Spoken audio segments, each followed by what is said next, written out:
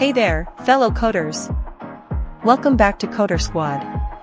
Today, we're diving into one of the most common lines of code you'll encounter in C++, #include iostream. But what does it do? Let's find out. So, what exactly is #include iostream?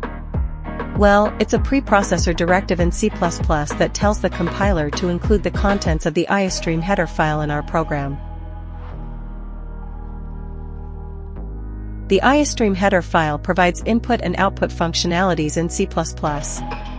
It stands for InputOutput stream, and it contains declarations for standard input-output streams like cin and cout. By including iostream, we gain access to powerful input and output functionalities in C++. For example, cin allows us to receive input from the user, while cout lets us output information to the console.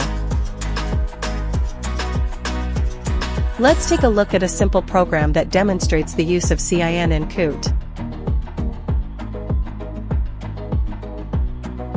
Including iostream in our programs provides several benefits.